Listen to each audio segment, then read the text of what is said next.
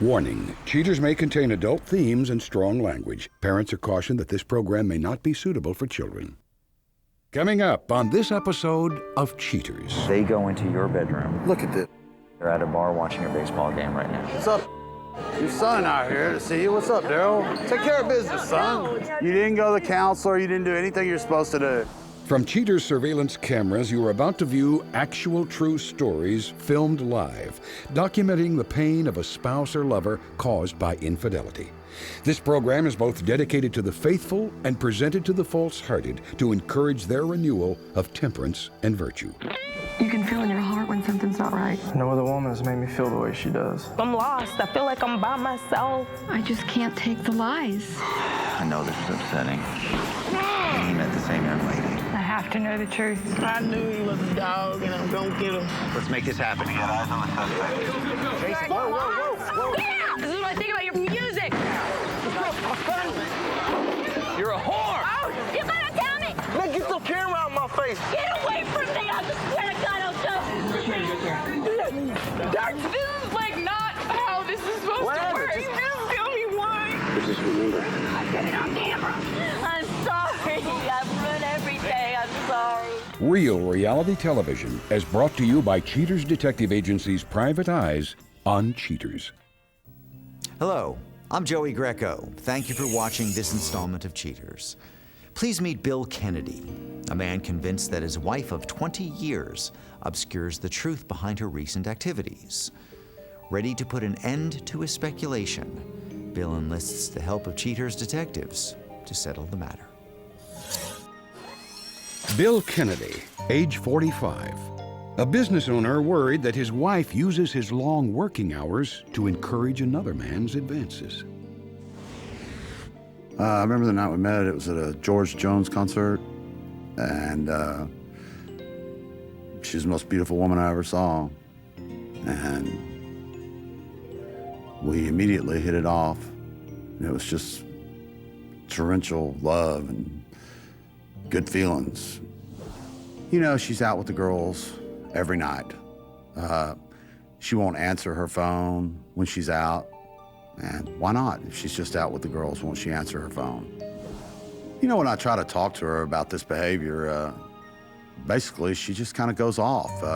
She says, "You're a control freak. You know, why do you want to know where I am every minute of the day?"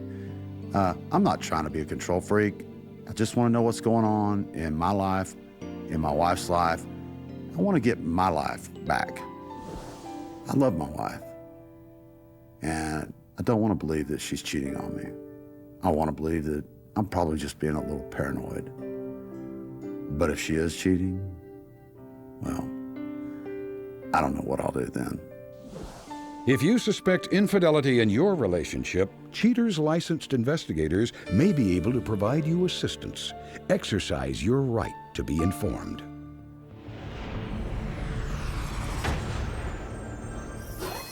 Suspect's identity withheld, age 42.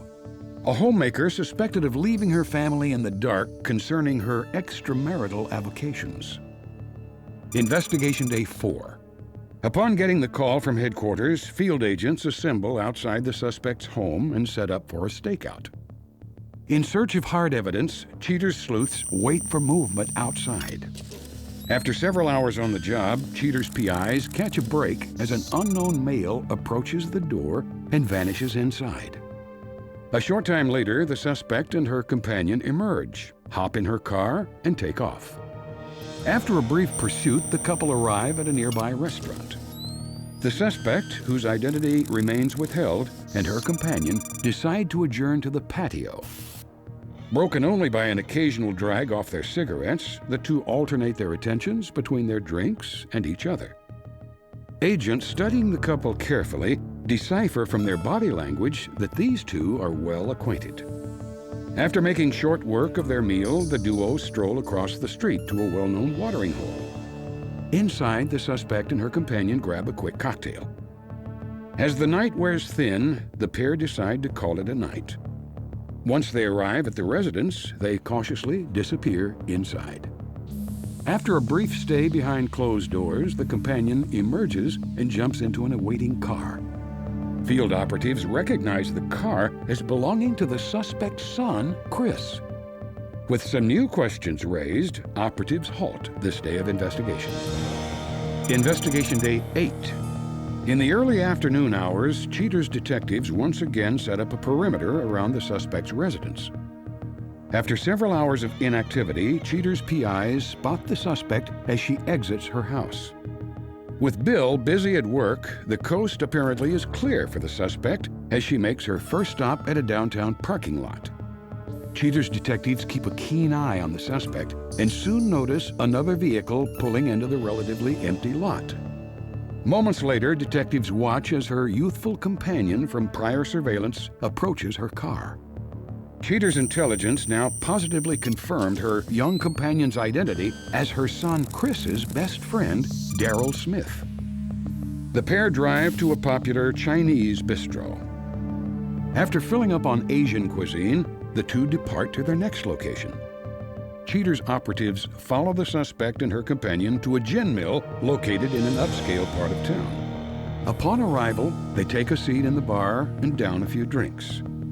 On the way back to the car, the couple, apparently still hungry from the Chinese fare, decide to snack on each other. The suspect then drops Mr. Smith at his car and heads homeward. Investigation Day 12. An internal surveillance team stationed outside the couple's home watch feeds from motion-sensitive cameras placed inside by a troubled Bill. The surveillance team outside spots companion Smith as he approaches the door with what appears to be an overnight bag. Cameras inside record as the suspect, her son Chris, and his supposed friend Daryl Smith sit and watch a movie together. An hour or so into the epic, Chris evidently gets tired and retires to his bedroom, leaving the lovebirds to their own devices. The level of the suspect's deceit deepens as represented in this recorded phone call. Hey, what's going on? I just want to let you know I'm going to be out here in a couple days to get a finish up out here. Well, can't help it. It's what we got to do to make a living. Possibly, but I doubt it. Looks like to. What have you been doing? Well, I should be back in town within 2 days. I'll give you a call when I'm headed that way. Bye. Titillated by the taboo, the suspect apparently wants to act out a scene from The Graduate, but this Mrs. Robinson seems to have no problem seducing her young man. Acquiring all the information necessary for a definitive evaluation, Cheaters investigators halt the inquiry. Coming up, the confrontation.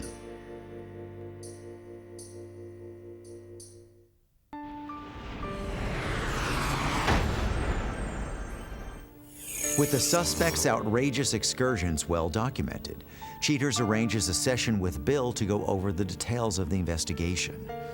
Filled with anxiety, Bill prepares for the unabridged truth. Bill, thanks for being here tonight. I know this is a very difficult and trying time for you and your family. I noticed that you've brought your son Chris along with you for some moral support. Are you prepared to see what our detectives have been able to find out about your wife's activities? Oh yeah, let's do it.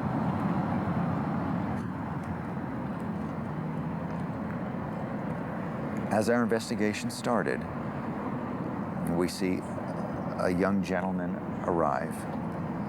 Rings the doorbell, he entered your home, and a short time later is seen exiting with your wife.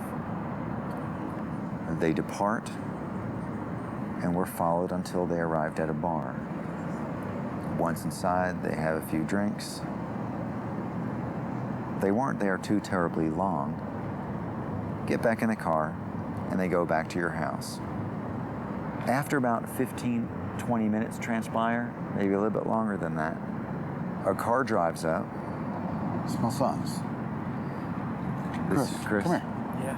Who is this? Was there an evening where you picked someone up Yeah, it was my from friend. your own home? It was Daryl. That's one of my best friends. Really? Yeah. Okay.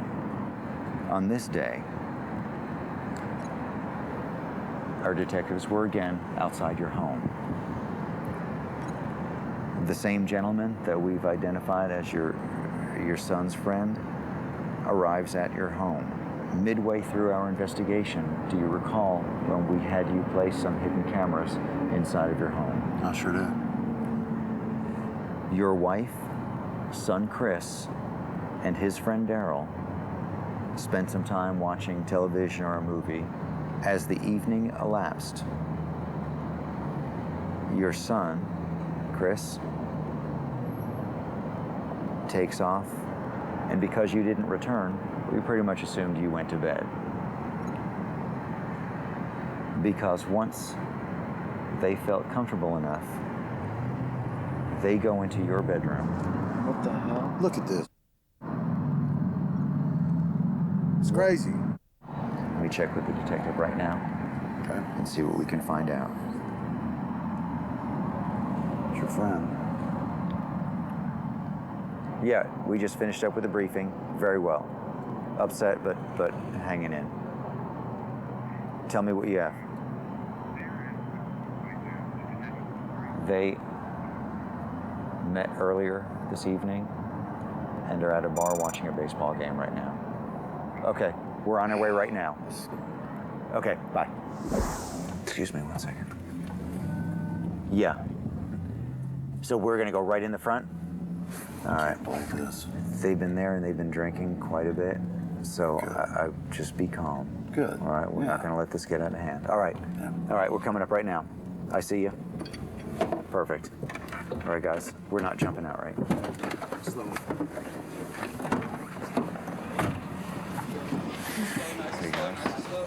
Bill, come with me. Okay, where are they? Where are they? Joey, you just go. Joey, you just go. Go where? Okay. Go. What's up? Your son and I are here to see you. What's up, Daryl? No, we're just having a drink. Yeah, right. Well, guess what, honey? It's pretty much all over. We know all about this. Take care of business, son. No, it's not. No. Let's take care of it. What's Chris doing here? Why is Chris doing here? Because he's kidding. He's taking care of No, it. it's not his fault. It's not his fault. No, It's there's my nothing fault. happening. Remember? No, it's There's not. nothing No, happening. he He's just didn't having do a anything. drink. It's my It's fault. okay. It's It's my all right. Coming up, the conclusion.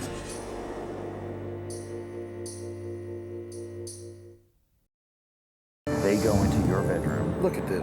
They're at a bar watching a baseball game right now. What's up? Take care of business, son.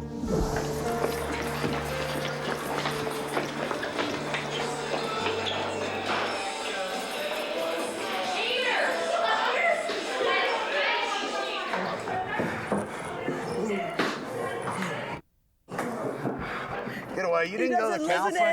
You didn't go to the counselor. You didn't do anything you're supposed to do. Because you're too busy with your little boy toy. Get your ass in the car and keep it. You got the car, you got the booze. No, Get out of here. No, Leave him alone. He's Leave him my alone. son. No, Yeah, well, no. I think you adopted his friend. Please. Let's go. Come on.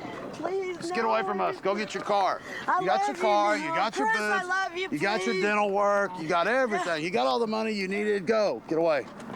We're done with you.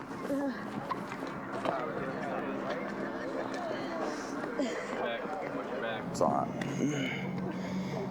Happens. Happens. It does.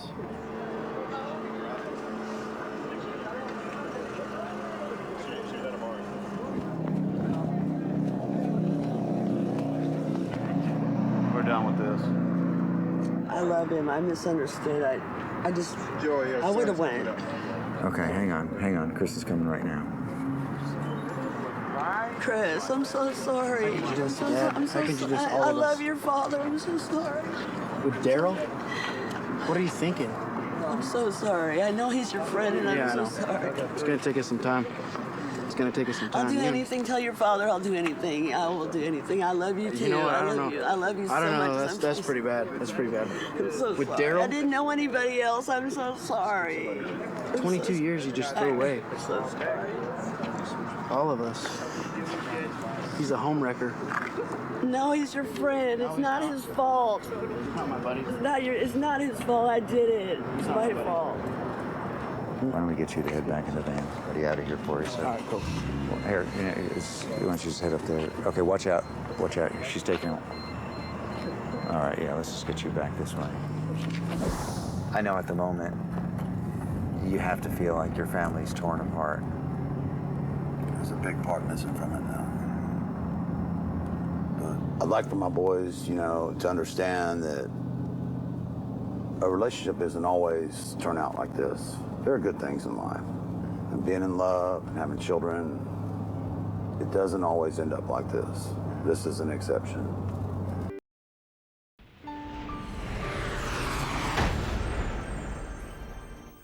After the confrontation, Bill tries to find a silver lining amidst the unpleasantness.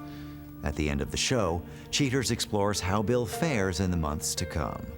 But next, Cheaters presents the suspect from the Shea Ethan case.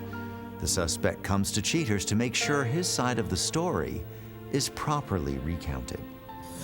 Suspect's identity withheld, age 45. The suspect stops by Cheaters to tell us how his experience on the show has been an influence in his everyday life. As far as me laying down and say that I'm a bad person, I don't think I'm a bad person. As far as this episode here, I will always be on my guard for cameras and people in black shirts running my damn way when I'm wherever I am and whoever I'm dealing with. Hopefully this won't. I'm not admitting that I'll do this again, but I am saying that my life will go on. Why have you been lying to me? Salty language isn't necessary. Okay, why have you been lying to me? I just want some answers. What's the answer? I want some answers. Why have you been lying to me over a year? You've been telling me I'm sorry, ma'am. Seeing this young lady for almost a year. You're working out of state for a year, and you've been coming, flying in town, being with me, staying in my house. Are you serious? Playing with my baby, being a father figure to my baby, lying to me. Why are you making all these promises to me? Only trying to console, somebody. I love you. I'm going to get a house with you. I'm going to move closer to you. What's going through my head is everything but the truth. I just didn't know what in the hell to say. You know how it is when you get caught with your hand in the damn cookie jar? You don't know what the hell to say. And you know your hand's in the jar and you're still alive. Well, goddamn, I was trying to find a lie to fix up. But that I could not do it. It was just too much chaos. I don't know what you're talking about. Half the I'm going to show you. You don't know what I'm talking about. Look. I can't take no more of this. I don't know what's going on. We're just straighten this out. I don't know this. I don't even know this. I don't even know what she's talking about. My wife and I doubt if we'll be able to work this out. But as far as I don't feel I did anything really wrong. I just think I made a mistake and I deserve another chance. And I believe I'll get that. Whether I get it with my wife and Shay, I just have to, that'll be known in the future. Look at that! She's showing me about No. You gotta believe me too. Look at him, all these emails. You gotta believe me. What about my You got me. This lady's lying. You know what? Let's clean up the language. Come on. This lady's lying. You gotta believe me. Come on. No. Come on. Girls, I hope that you can come to reasoning. If not, then we gotta have to say goodbye. So this is my plea. I believe there's room for rehabilitation. Let's do it. If you don't want to do it, then be a woman enough to tell me. That's what I have to say to them.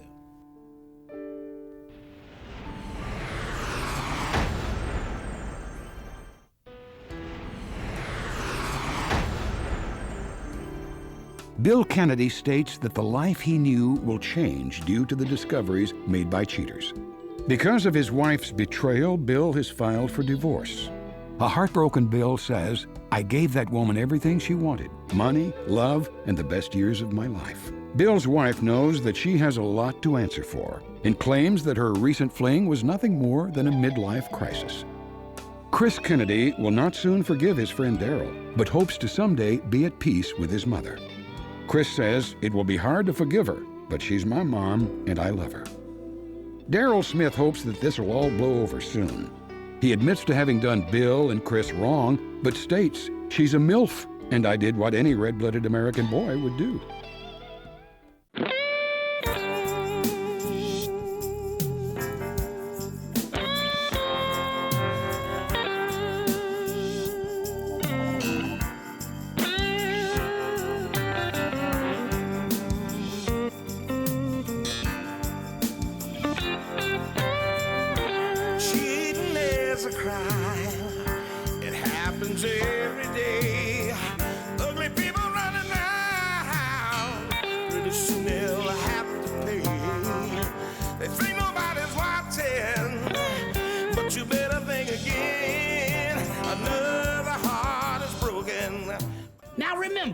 If you don't get your programming from Goldstein's, why, we'll both lose money.